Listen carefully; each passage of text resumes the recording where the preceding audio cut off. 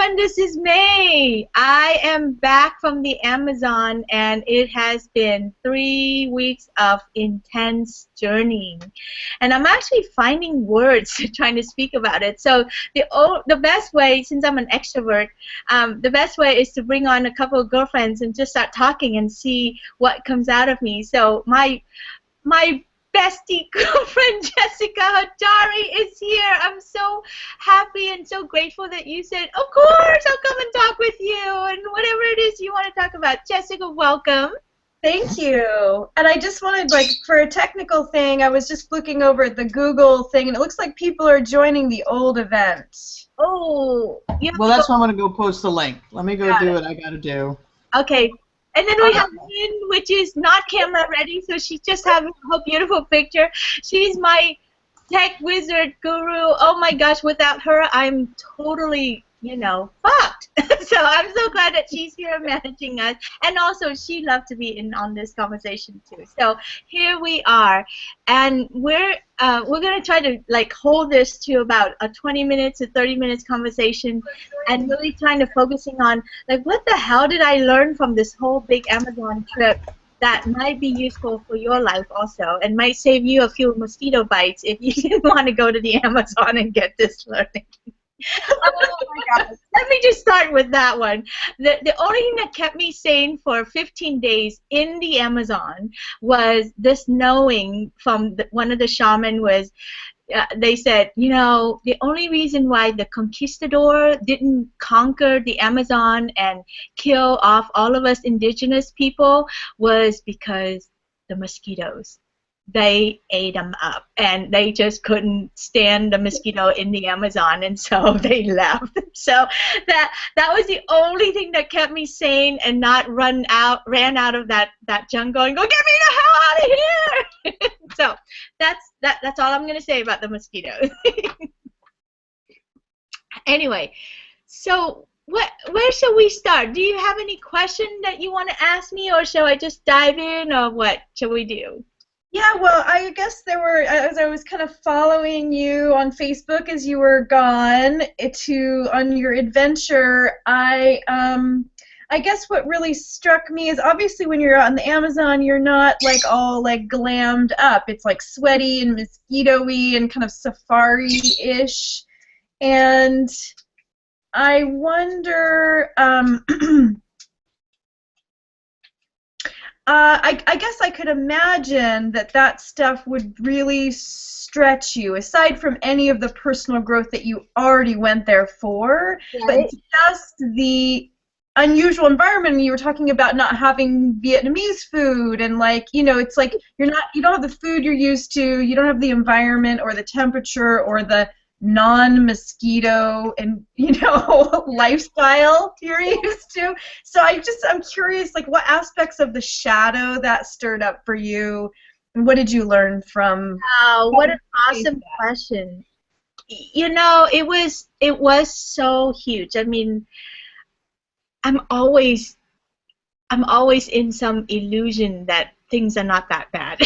And that's how I get through life. I'm like, oh, if I actually know everything that I'm going to get into ahead of time, I wouldn't do anything. I would never get out of bed because it was really hard. I was just we arrive into Iquitos, which is the town in Peru where you access the Amazon River and go into this site, and it was so fast, and then we just got on a boat, and then we go, and it was like a big adventure. We got our backpacks, and it was all good and everything. And then it's like a 5-6 hour boat ride. We had to change a couple boats, and we got from a fast boat to a slow boat, and then we just got in there, and we didn't arrive until at 9 o'clock at night, so it's dark and dingy, and watching this tiny little boat, and they're driving this boat on the river. No street lights, no light whatsoever, and for them to know when to turn right into the bushes. And it's high right now. There's so much water right now that it's flooding, and most of the trees are so you don't even see normal thing that they normally see. So it was just amazing to watch them turn the boat right into the trees, and yet that's a path to cut through something, you know, and then go to the next thing. Anyway, so when we arrived and got to our casita, we were just so grateful to get in there. And then in the morning, I woke up and I go, oh shit, it's exactly what I thought it would be. And I'm like, yeah, I'm back to it again. I was born in a third world country in Vietnam. I escaped out of there. I did everything I could to get away from places like that, you know. And then I'm like, oh, okay, great. So on one hand, I'm equipped because I know how to survive in that kind of environment. On the other hand, I'm just like, oh, my whole spirit just shrunk down and just like went into survival mode. I'm like tense, and I didn't talk about shadow. You know, I didn't want to be associating with other people. I'm now in coping mode because it's hot, it's sweaty, and there are mosquitoes everywhere, and the bathroom looks really sparse. I mean, like there is a toilet seat, so that's great. No lid, just the toilet, and then you have a bucket and a bucket of water, and then whatever you do, you take the scoop and you pour it in and you wash it away, you know, and you don't throw the paper in the toilet because you clog the whole system up. And if that was bad enough, you know, then over like 3 days later, reality really set in, and I realized that, oh, we go poop right there, and our cabin is right there. I mean, it's literally right over. Oh! It's like Roman time all over again, right? And I'm just like, oh, thank God my cabin is not there. I know it's the farthest one away, but still, I'm just kind of like, okay, that is just so depressing, and I'm just going to have to breathe through that one. So it's all of that. And so I have to say that I did constrict a lot, and I couldn't really relax in the jungle. It definitely was not my environment. Yeah. And so what did I learn from that? I actually, you know, my whole work is like around teaching women how to let love in so that they can have everything that they want. And I swear to you, I knew it, and I just watched myself constrict and not able to let love in. I just got really like, okay, I'm miserable. I'm just gonna go through life. 15 days, I can do this, you know. And it was really hard, and I couldn't really giggle or play and all that stuff. I just was trying to survive. The only thing that made me was the children in the village, and they were so adorable. And when they say that they have a school but no teacher, I was just like, okay, I'll play with them and I'll teach them stuff. And so I came up with fun games and all that stuff for them to play, and that was super, super fun, and that got me out of my misery. So children are like that. If you like kids, which I do, I think they're delightful to watch. There is something just like they pop you out of your shit. Of my misery, and they were just so innocent and so beautiful, and you know, that's just how they are. I don't know if you can see my camera. This is like the oh my gosh, so cute. Right? I mean, they're beautiful, and I have another mom question for you, because you went to the Amazon for this extended period of time. My son has family in Israel, so he has gone to visit at times for these extended periods of time, and I'm curious what that's like for you, like to have that space, like, you know, for me, it's a mix of missing him and appreciating the space. Like, I don't miss him a lot. I'm always surprised at that because I love him. Yeah. I love being with him, but when he goes, it is like, it feels so luxurious in some ways to have that space. So I'm curious, though, because I know that is not every mother's experience, and how that was for you. And our kids are the same age, so. Yeah, I've set my life up way back when. I laugh and I said, you know, this is one of the reasons why I think I'm divorced also. I didn't know that then, but it just kind of like, there's a couple of principles as a mom that I've always have, which is I believe that my child should be raised by a whole village and not just me. and that her dad is equally responsible for her as I am, so I'm not more or less. So those two principles had me shape our relationship so that I could do something like this. You know, like at I think 5 months old, I left her at home with her dad and all the milk bottle in the freezer and said, "You're fine. I'm gonna go and work on my business.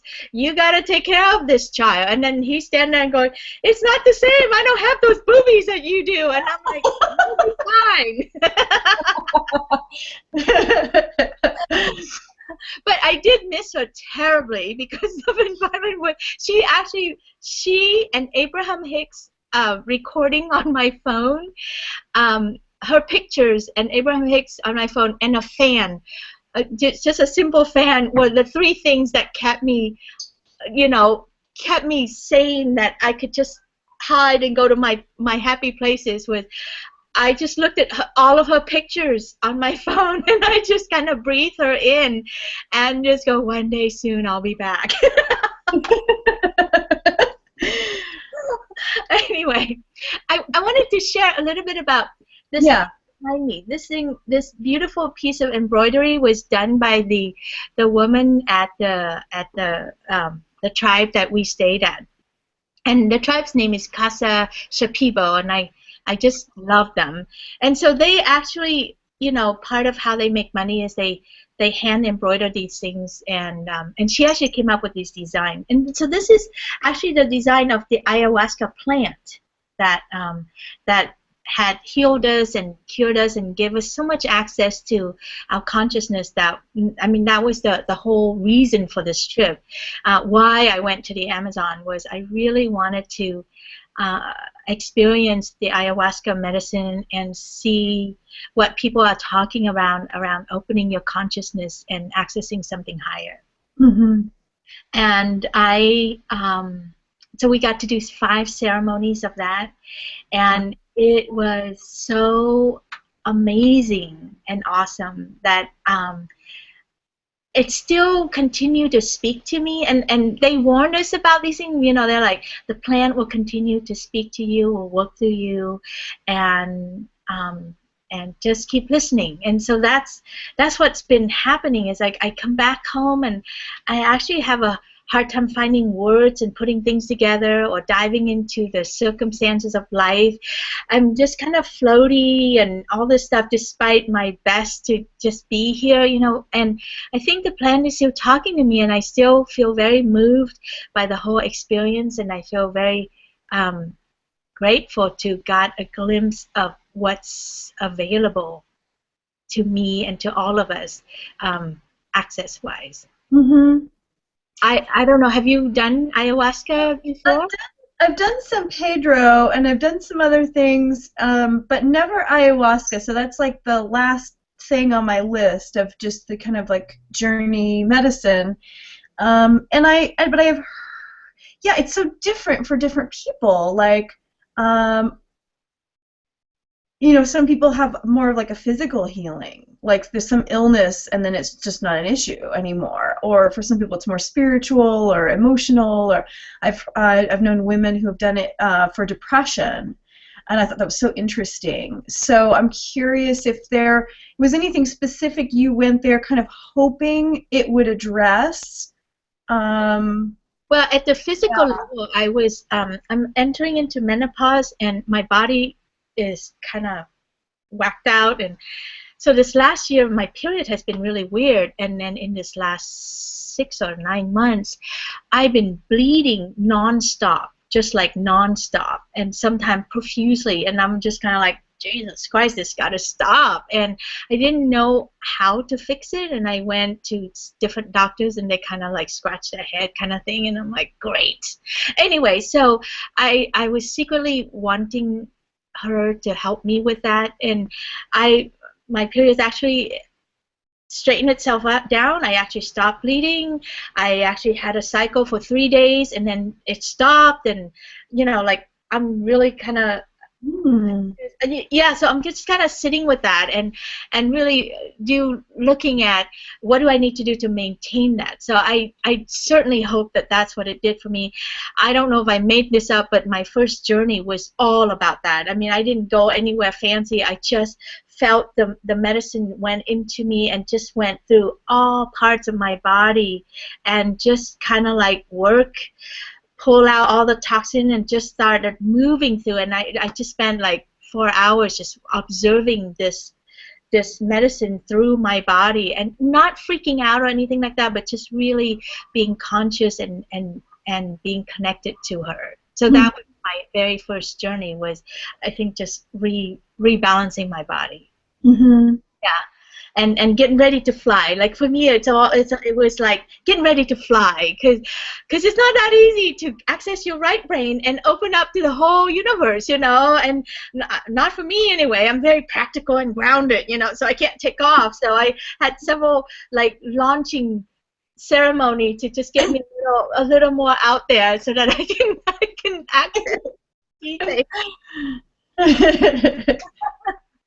I know that there are ceremonies here in the Bay Area, and so why did you decide to do it in the Amazon versus working with someone here?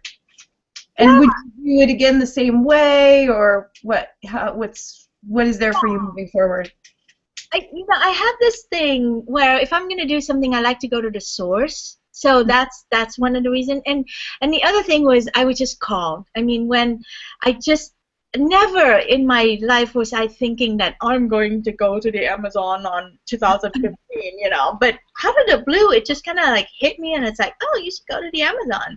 And then I talked to Kimberly, who is the woman that took us, and she's my wealth without worry money coach, you know. And so we just kind of I'm like, Kimberly, let's go to the Amazon. She's like, you know, I got the feeling that it's time to go back. I'm like, okay, I'm going. And it just one thing after another that easily. So I was called to it, and now that I've done it, I'm familiar with it now that I know how to integrate that into here in the Bay Area. And I would like to go and do a session or many sessions here so that I don't have to deal with the mosquitoes. That was the hard part about doing it in the Amazon. You lay there for 5 hours, like journaling, traveling, and you have no defense over the mosquitoes. And that's why I was eaten alive, because yeah. So I would love to do ayahuasca with no mosquitoes this time. I know, and I think this is one of the paradox of life, you know. It's like something so big and so life-changing like this, and it's juxtaposition with mosquitoes, something so simple and so mundane and so, you know. So anyway, it's funny for me, and I think part of this whole trip is that, you know, it's just like I'm just left with a lot of paradox rather than clear answer. Mm-hmm, mm-hmm. And I wonder if that is true for most people. You know, like the more you expand your mind, the more you explore, you get more questions rather than answers. One of my past mentors said something that really stuck with me, and he said that if you look back through history, the great leaders and like visionary leaders, like one of the qualities of their personality they had was the ability to hold paradox. So I could see, you know, as we had a conversation before you left around you stepping in, like claiming bigger and bigger roles of leadership, or like being seen in a bigger way.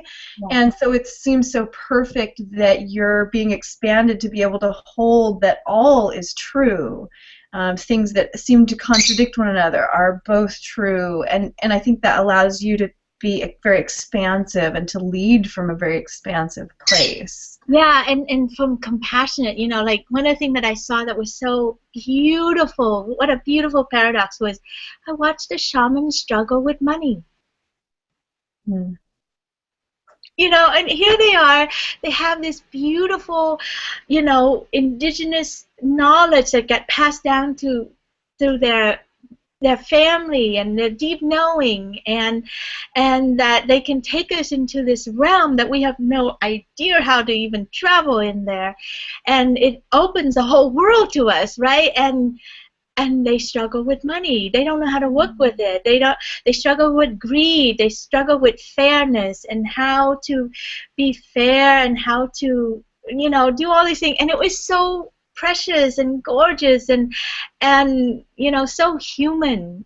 And so I just loved it. I was just like, oh, even Shaman has problem with money, you know, and their own worth. Like when they talk about this piece and they tried to position it so that we would spend more money on it than little money, you know, and it was just like, wow, I love it, you know, and in our business, you know, we have to learn to position ourselves and to market and to talk about our value and our services too, you know. So to watch the shaman struggle with that in front of us, it was so precious. I was like, aw.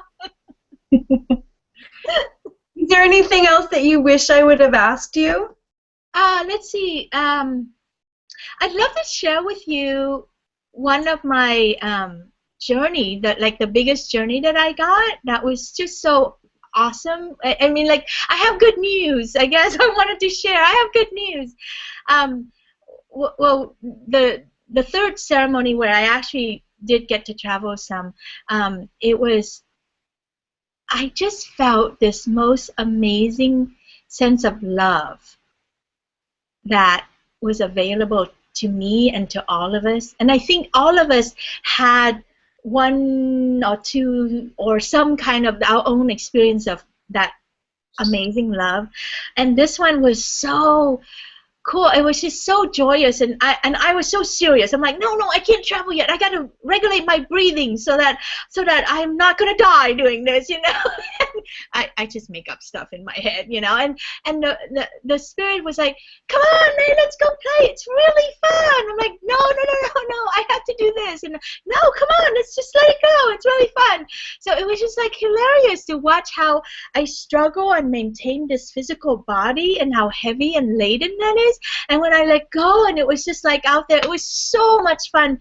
And it was all giggles and all light and all love. And they're like, why are you struggling so hard? Why are you trying so hard to maintain yourself? It's okay. Come on out. It's fun.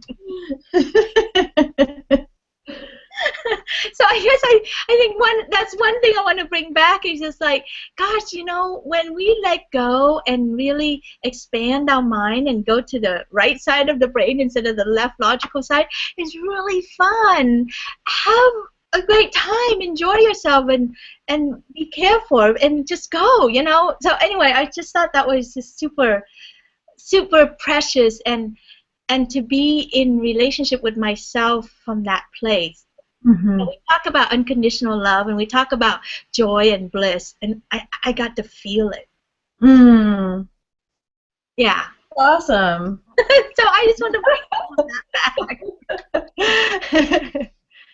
Well, I love connecting with you like this. It's a beautiful tapestry behind you. I'm glad that you brought that back with you. Thank you. Yeah. Thank you for being the first person to be here with me so I can start to find words to speak about this experience. And I know that there are other things, and some things it's just harder to talk about than, you know, mosquitoes and pretty sights and amazing road trip and all that stuff. But I highly recommend this, and just access your higher consciousness. Don't be afraid, and find it. And there are so many people out there that could guide you with all of this stuff. So anyway. Yay! Yay you! Well, I'm gonna bring this to a close, and then you and I will have to make a date and do other things. That sounds good. Thank you, Jessica, and thank you for being here to help us with the tech and all that stuff too. Bye, everyone. Stay tuned. There'll be a lot more fun stuff. In fact, I think you're on my calendar to be interviewed sometime too, right, Jessica? Probably. All right. Bye, everyone. Bye, everyone.